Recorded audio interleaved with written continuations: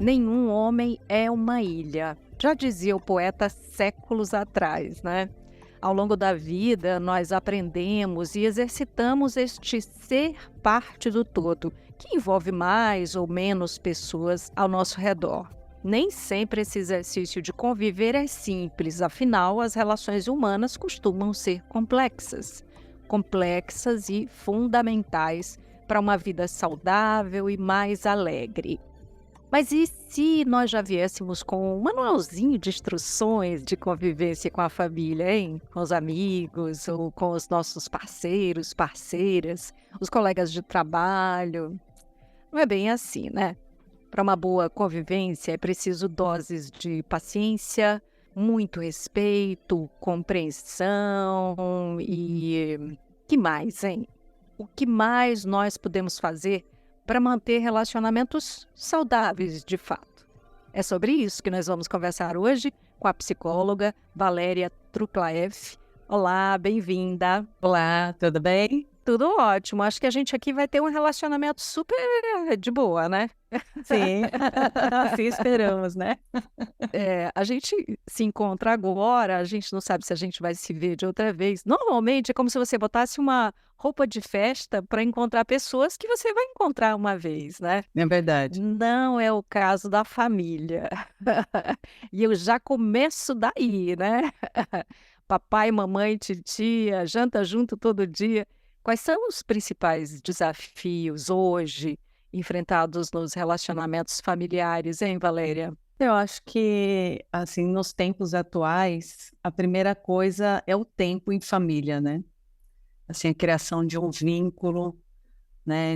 Da partilha, de estar juntos, de afinidades, né? Acho que isso daí, em termos de família, é o que mais está emergindo na sociedade hoje, né? Porque é muita correria, ninguém mal se encontra durante o dia, né? Quando chega à noite já estão cansados, muitas vezes traz uma irritabilidade junto com o cansaço. Então, eu acredito que seria esse tempo de vínculo principal, e aí engloba todos os relacionamentos aí dentro da família. Relacionamento entre o casal, com os filhos, aí com a tia, com os avós, enfim, com os demais. Ou seja, a música que eu citei, ela está completamente distante da realidade atual, né? Porque da forma como você fala, é na verdade uma falta de tempo junto para conviver, né? E aí, na hora que se encontra, pode ter atrito justamente porque perde-se um tanto dessa afinidade. Sim,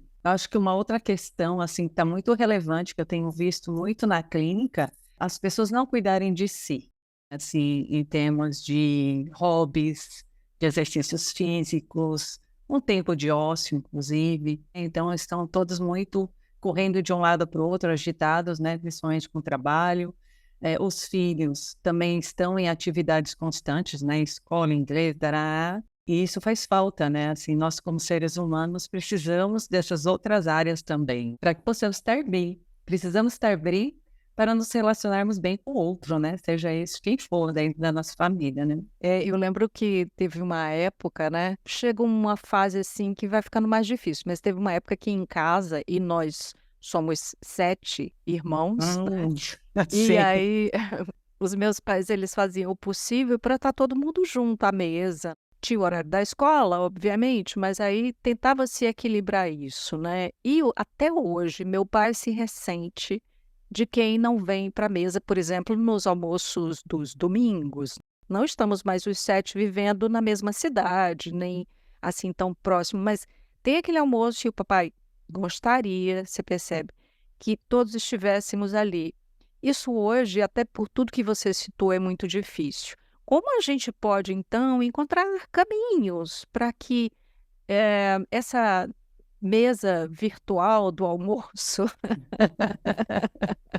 possa ser uma realidade, ao menos de vez em quando, não sei. O que que a gente pode fazer? Eu acho que o segredo é o planejamento. Então, já que o tempo é escasso, vamos planejar melhor ele. Porque muitas vezes, com a falta de planejamento, a gente não encontra tempo. Porque a gente vai levando, vai sendo levado pelo vento, né?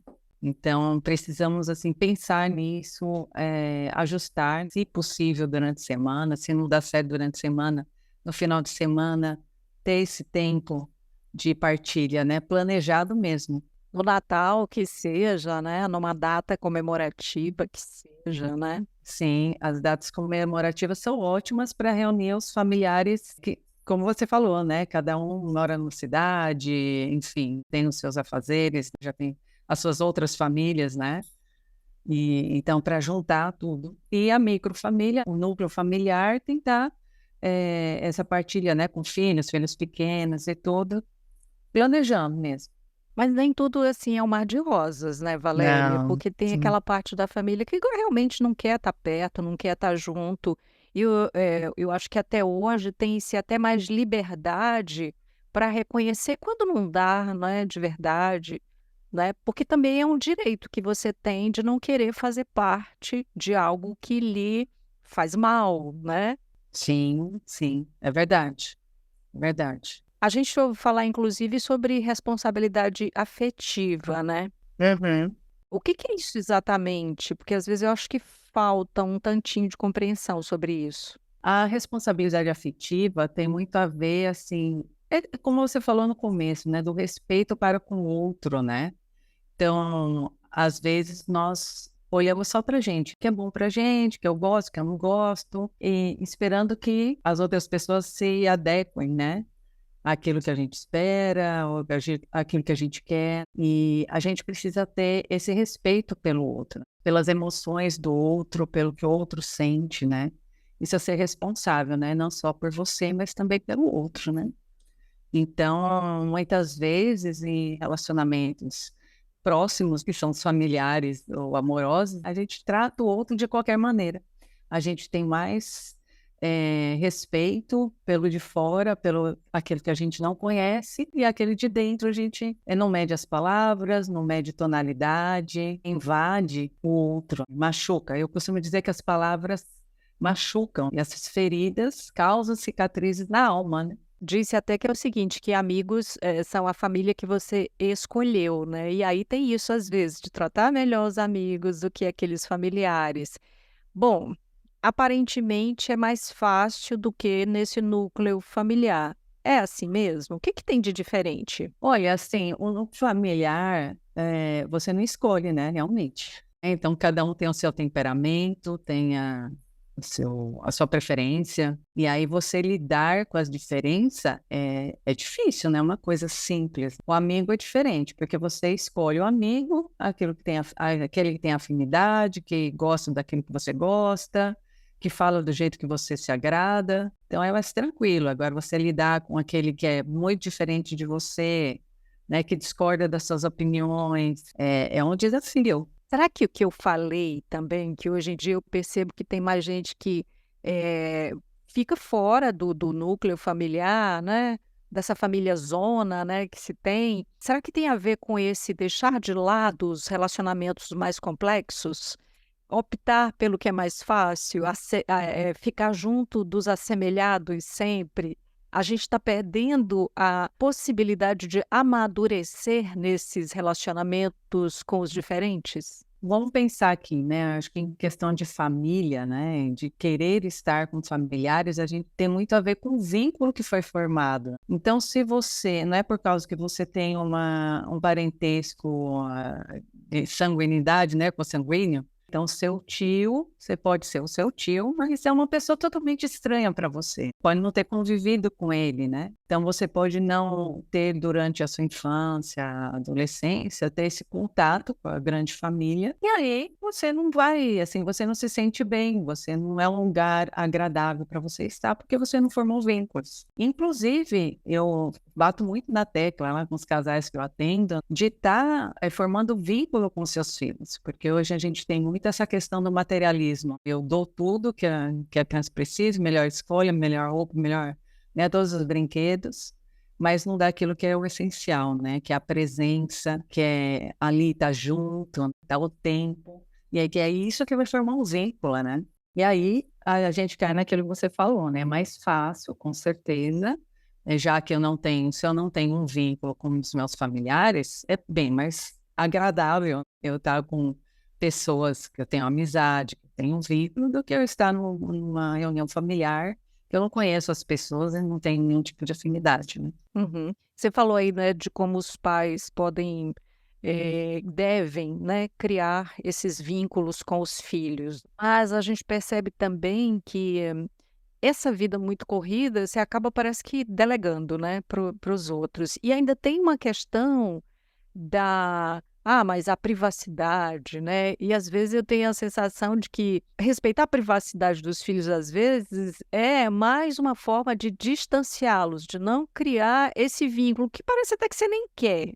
Eu não estou julgando ninguém, né, estou só jogando aqui para você fazer a sua análise enquanto profissional, né. Então como é que os pais podem contribuir, né, para que os filhos cresçam emocionalmente saudáveis, né, tendo uma boa relação com eles e com os demais, se a gente também vive essa dubiedade, às vezes, de que: "Não, quero deixar eles viverem a vida deles, a privacidade deles", enfim.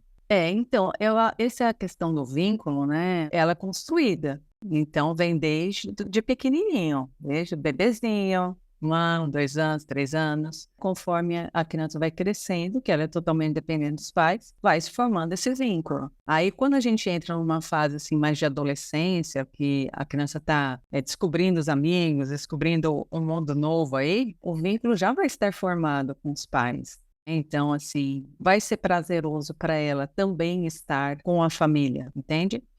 Agora, se esse vínculo não foi formado, é mais difícil você formar na adolescência, né? Que a criança está descobrindo o mundo, né? Então, assim, como a vida é corrida, acho que a gente tem que pensar nessa questão de tempo como tempo de qualidade. Tempo que você vai estar, mesmo que seja pouco em quantidade, mas na qualidade você vai estar ali. Por exemplo, uma criança pequena, você vai sentar no chão, você vai brincar com ela, vai levar ela para passear, andar de bicicleta e tal. Tendo atividades de partilha, né? E não de, enfim, vamos supor, assistir uma TV, por exemplo, um desenho animado, cada um está olhando para a tela, então não está estabelecendo vínculo nenhum, entende? Aí sim, aí na adolescência é um outro tipo de relação. Aí tem essa questão, assim, de respeitar a privacidade e tal. É um período de transição que não deixa de ser um desafio também, né? Qual é o peso dessa relação dos pais com os filhos para quando se vai ter uma relação amorosa? A gente traz isso da relação com os nossos pais, o respeito que a gente via, no casal, a gente pode replicar no futuro para o bem, para o mal, enfim, para boas ou relações ruins? Então, tem sim, a gente pode com certeza. Primeiro, a forma que a gente foi criado, né? Muitos pais hoje, né, que a gente vê, e antes também, né? Tem aquela questão de mimar, né? Então, não querer que o filho passe por uma frustração, tudo que ele quer é dado na mão, tudo é feito. Uma criança que é criada dessa maneira, que não consegue lidar com suas próprias emoções de frustração, de raiva, de tristeza, onde tudo era suprido, ele vai chegar num relacionamento amoroso, ele vai querer que seja tudo da forma que ele imagina. Então, isso vai refletir. Então, a forma que a gente é criado também reflete. O modelo, com certeza, né? Nós humanos aprendemos com modelos. Então, por exemplo, né? Se você é criado numa situação familiar que os pais gritam muito, xingam ao outro, assim, tem um relacionamento mais para tóxico, não deixa de ser um modelo. Então, a pessoa, ela chega no relacionamento dela acostumada com um maltrato, por exemplo, né? Acostumada, mas é como se criasse uma casca. Ela tem uma maior tolerância para um maltrato de um parceiro, por exemplo, do que uma pessoa que foi criada num ambiente mais saudável, mais tranquilo. Ela vai ser bem mais sensível a um maltrato, por exemplo, do que nessa outra situação, né? Então, agora, o relacionamento amoroso, ele é aprendido. É um tipo de relacionamento que é diferente de todos eles que a gente passa durante a vida. É diferente do relacionamento com o pai, com a mãe, com o irmão, com o tio, com o primo, com o amigo. Ele é um relacionamento específico, né? Então, a gente aprende, né? Precisa ser aprendido. Eu sempre acho que em todas as relações, assim, você de certa forma tem que aprender, né, ao convívio. O que que tem então de mais diferente nesse relacionamento amoroso e que a gente de fato aprende? Então, a gente precisa aprender, assim, a lidar, porque, assim, com os pais, por exemplo, os pais, queiram ou não, têm autoridade. É uma relação de autoridade, você aprende a ter um respeito, né? Mínimo que seja. Com os irmãos, aí vai depender muito aí da forma que foi criado, né? Quando a pessoa chega num relacionamento amoroso, ela às vezes é atraída muitas vezes pela diferença, pela complementariedade. E passado aquele período da paixão, porque na paixão nós temos toda uma mudança de hormonal e tal, de atração e tudo, que não vê muito os defeitos do outro, né? Não, não vê nunca. Não vê, né? Passou esse período, Aham. né? A gente começa enxergar algumas coisas e muitas vezes exigir do outro, né? Aquilo que nos atraiu, sem a gente nem mesmo perceber, a gente pode passar a ver como defeito, por exemplo, como algo que a pessoa tem que mudar. Então, vamos supor, se uma pessoa é rápida, elétrica, o outro é mais lento, tranquilo, que dá um equilíbrio para o casal. Mas aí eu começo a achar que o outro tem que ser elétrico igual eu. Começa a exigir, começa a cobrar, né? Então, essa é a questão aí do relacionamento amoroso, que a gente, muitas vezes, a pessoa se coloca numa posição que o outro tem que fazer, eu acho que tem que ser feito, né? Ser do jeito que é, fazer do jeito que acho que tem que ser.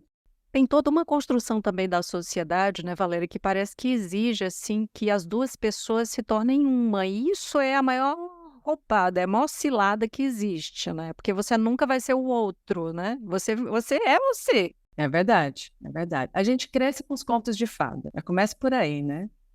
Imaginando, e você parece que não, mas uma vez eu vi de uma cliente, ela falou, não, eu achava realmente que ia ser como os contos de fada, eu ia viver feliz sempre, né? Que a gente cresce ouvindo isso, né? Assistindo os desenhinhos, enfim. Ainda é assim, né? Incrível. Ainda é assim, E outra coisa, e nas novelas de filmes? Então, é aquela paixão, aquela coisa, né?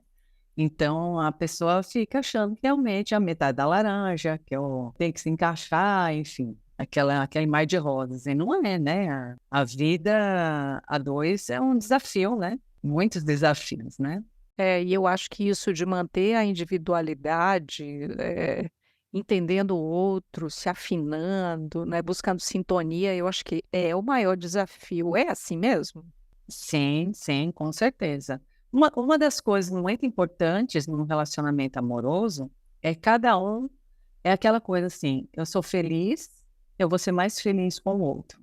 Então, eu não posso depositar minha felicidade na outra pessoa. Não, o outro tem que me fazer feliz, então é assim, tem que ser assim, porque aí, né? Não, eu sou responsável pela minha própria felicidade, então eu tenho que cuidar do meu bem-estar, da minha autoestima, né? No meu desenvolvimento pessoal, do meu bem-estar físico, bem-estar emocional, né? Ter hobbies, ter projetos. Eu, como pessoa, eu preciso estar bem, e outros também, para que eu não jogue no outro essa expectativa. Porque se a minha expectativa de felicidade é o outro me fazer feliz, imagina a carga. E aí acontece que é muito comum aquela simbiose, né? Assim, o outro chega estressado, eu fico estressada. Se o outro está triste, eu estou triste também, né? O outro emburra, eu emburro também. Consigo ter a minha... não, tudo bem, ele não está bem, mas ok, eu estou aqui, vou aguardar um pouquinho. Você falou aí disso, dessa simbiose, né? E aí, isso quase sempre acontece nos outros relacionamentos. É assim, se eu não estou bem no relacionamento amoroso, tem uma tendência também a transferir isso para os outros relacionamentos, né? Então, como fazer para equilibrar, né? Esses ciclos, porque você pode estar bem ali no seu relacionamento amoroso, mas pode estar numa crise com determinada amizade, ou numa crise no emprego, ou enfim. Então, como equilibrar isso? Se eu estou com a crise no emprego, por exemplo, de alguma maneira vai me estabilizar, que eu não estou bem, né? Eu estou passando por um momento de crise. Então, na minha relação amorosa, o meu parceiro precisa entender que aquele momento eu estarei mais sensível, estarei mais irritadiça, por exemplo. É um período da minha vida de dificuldade, que aí ele pode ser o meu apoio, né? Assim, ter uma escuta, né? De eu poder, principalmente as mulheres, né? Que se organizam falando, né?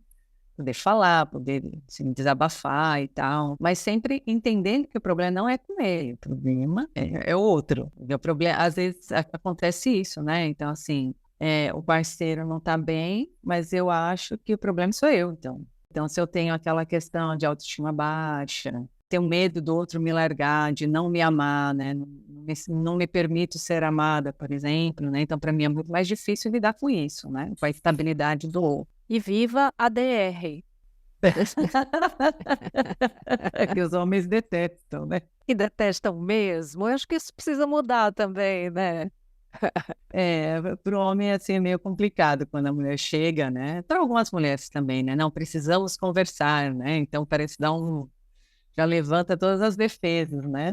Se conversasse sempre, não teria essa exclusividade daquele momento É DR, verdade, né? é verdade, é verdade. Jogar para debaixo do tapete os problemas não resolve, né? Aham. Isso em qualquer relacionamento, né? Porque quantas vezes eu tive que fazer DR com amiga, com amigo, né? É verdade, é verdade, em qualquer relacionamento. Quanto mais franco, transparente, eu acho uma das coisas que a gente treina muito em consultório, né? É aquela questão de a gente entender os nossos sentimentos, né? As nossas necessidades, e quando conversar com o outro, não tá, tipo, acusando, sabe? Porque quando a gente acusa o outro como ele sendo responsável por aquilo que eu sinto, por aquilo que eu preciso, ele não vai ficar empático para com a minha necessidade, porque eu vou com a acusação, né? Mas quando eu me coloco como, não, eu necessito de atenção, ou então aquele momento que você falou assim, eu me senti de tal maneira. Então, tudo é uma forma de se colocar também, né? De aprender, aí a gente vê um aprendizado, né? Aprender a se colocar as suas necessidades, né? O que você sente para o outro sem estar numa posição de acusação.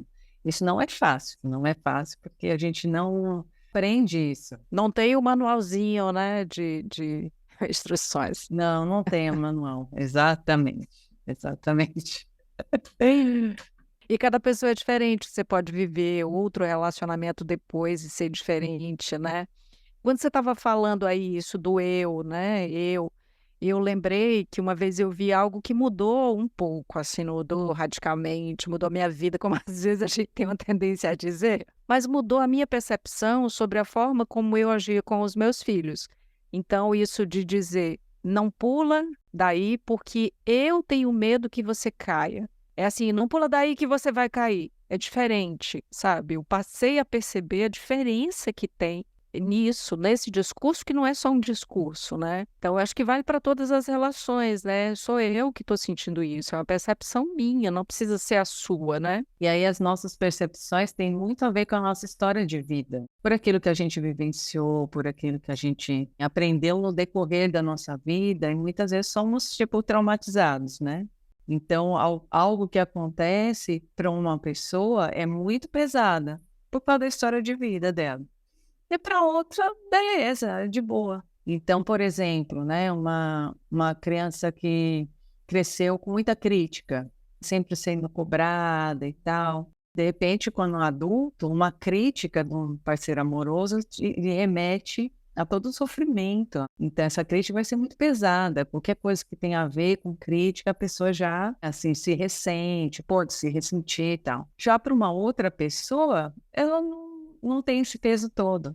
As pessoas são diferentes. E aí eu entender que aquilo que para mim é tranquilo, mas para o outro não é, perceber isso e aprender a lidar com isso é importante. Porque eu acabo querendo que o outro haja da maneira que eu agiria, por exemplo, diante das situações, né? Então eu preciso ter esse olhar aí da diferença e entender que ele é diferente de mim, ele age diferente de mim diante das circunstâncias, das situações. E como é que a terapia pode ajudar a melhorar nesses relacionamentos? Porque às vezes também acho que muito do que a gente está conversando aqui, nessas percepções, você pode chegar num momento de, entender, visualizar isso, né?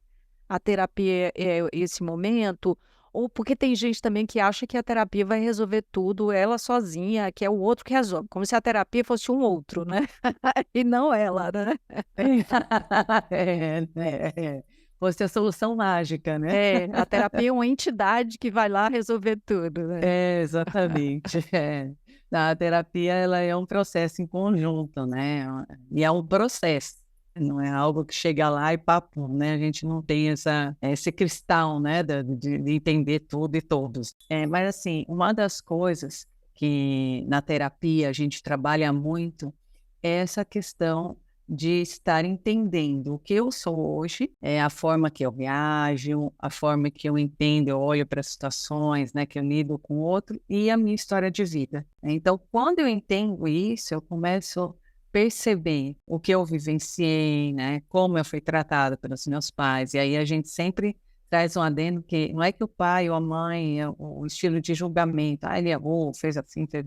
Não, é entender o que foi, é a história. E isso abre um leque para uma mudança, porque se eu entendo que eu sou sensível a determinada situação, por conta daquilo que eu vivenciei, eu me aceito melhor, eu consigo entender aquilo que chega para mim, a minha emoção, as minhas sensações, e ok. Às vezes a pessoa não se entende, ela luta contra si mesma, né? Assim, não quer sentir, não quer, né? Por que que eu sou assim?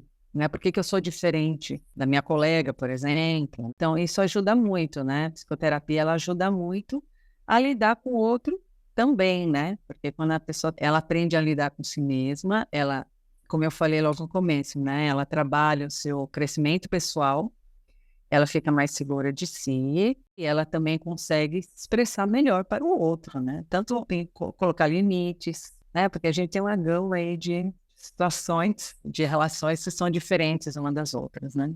Bom, para a gente fechar aqui esse nosso encontro, embora a gente tivesse muito mais para falar, eu queria que você deixasse, né, não sei se orientações ou essa deixa final, né, para a manutenção de relações saudáveis. Olha, eu acho que uma das coisas que a gente precisa aprender, que muitas vezes, assim, que eu tenho visto no consultório, né, que as pessoas têm muita dificuldade, é dar liberdade ao outro. Muitas vezes, a gente faz pedidos em forma de imposições, né? A gente faz um pedido e a pessoa, ela não tem a liberdade de dizer não. E isso é fruto de muito conflito, né, entre os casais, porque não entende essa flexibilidade, esse olhar da diferença, né, da liberdade do outro. Então, a gente precisa trabalhar esse olhar. É isso, é um aprendizado, é um processo. É um processo e cada um tem um ponto, né, que precisa ser mais trabalhado do que a outra pessoa, né? Como a gente falou no começo, né, não existe uma fórmula para todas. É isso. Olha, eu só tenho a agradecer, viu, Valéria? Valéria Truclaef. Muito obrigada por esse papo. Obrigada a você, foi um prazer estar aqui com você. E assim nós chegamos ao final do episódio de hoje. Aproveito para dizer que o Papo Saúde agora é quinzenal e você não esquece de seguir a gente na sua plataforma de streaming favorita. Se você está no Spotify, já sabe, você pode dar 5 estrelinhas para a gente. Classifica o Papo Saúde. E você pode ainda dizer o que achou desse episódio. Deixe a sua resposta, a sua pergunta ou a sua sugestão de tema para esses nossos encontros aqui. Se inscreve no YouTube, no canal do YouTube, para receber notificações sempre que tiver episódio novo. Cuidar de você. Esse é o plano.